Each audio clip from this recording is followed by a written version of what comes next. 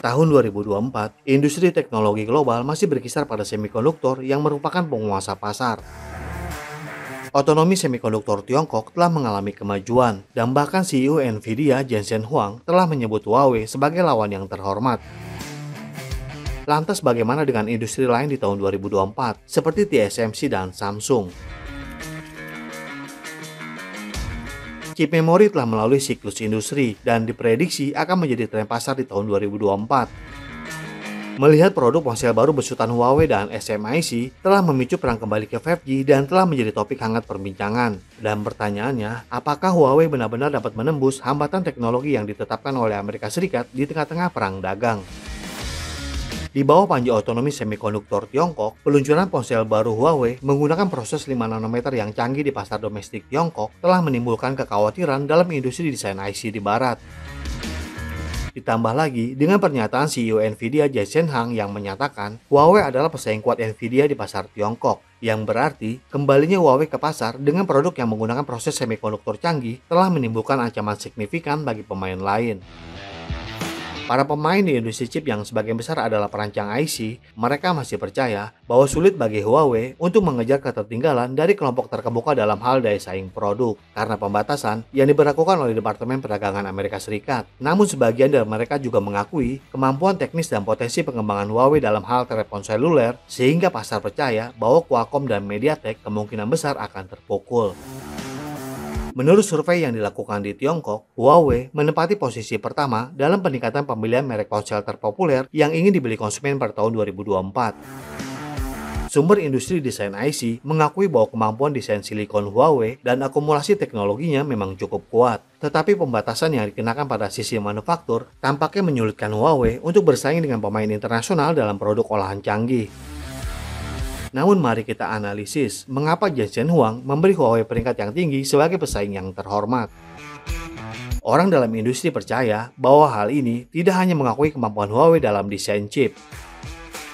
Jika kita melihat pembatasan yang diberlakukan oleh Amerika Serikat terhadap Huawei seperti campur tangan dari sisi proses dan sisi produksi, pernyataan seperti itu menunjukkan kegigihan upaya Huawei untuk kembali kompetitif di pasar global.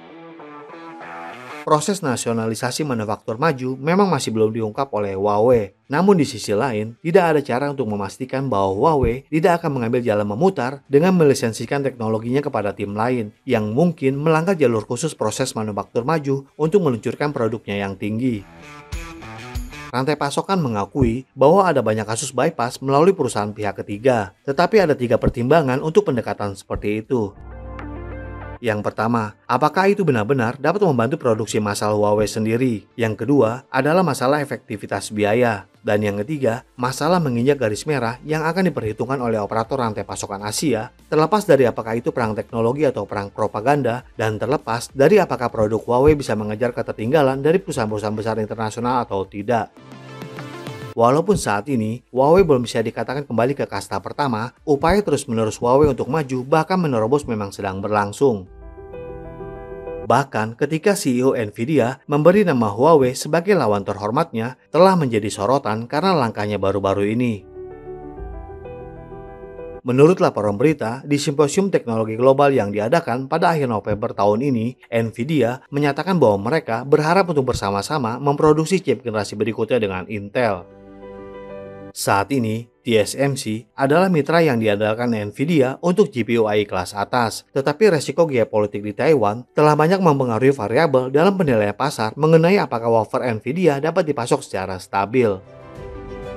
Namun manajemen senior juga berharap untuk memiliki mitra ketiga, dan Intel adalah mitra ketiga yang potensial. Nvidia telah menyatakan sangat tertarik untuk berinvestasi di Intel pada Mei tahun 2023.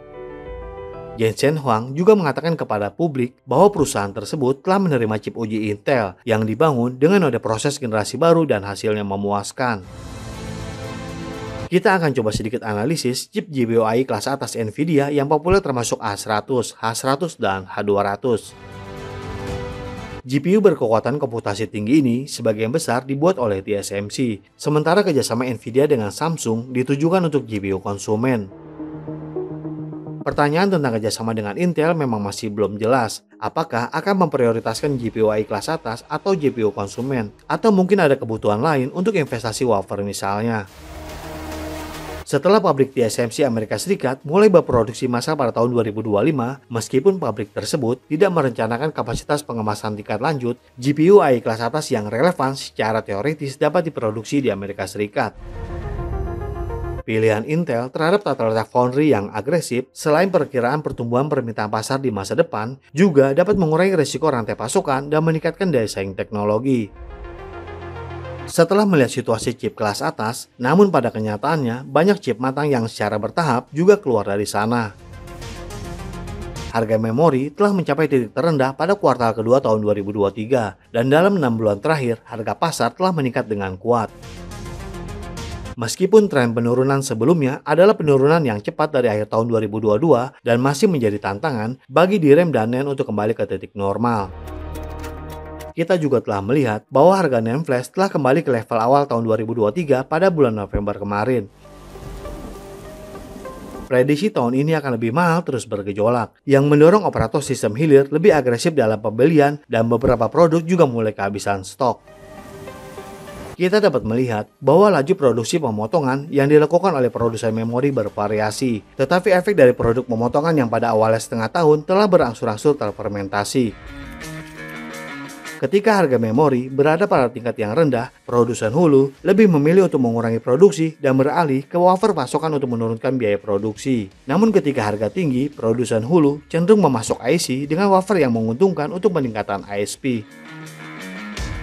Kemudian pada industri pengemasan dan pengujian memori menunjukkan bahwa mulai kuartal ketiga, pesanan terburu-buru muncul dari modul memori.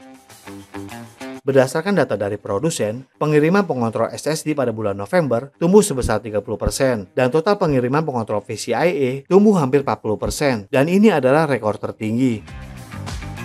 Tingkat pertumbuhan bit penyimpanan NAND secara keseluruhan melebihi 80% dan juga merupakan rekor tertinggi, yang menunjukkan bahwa permintaan pasar secara keseluruhan meningkat secara bertahap. Selain itu, stabilisasi harga pasar NAND telah secara efektif merangsang pelanggan sistem untuk terus mengisi kembali inventaris mereka sesuai dengan permintaan pasar.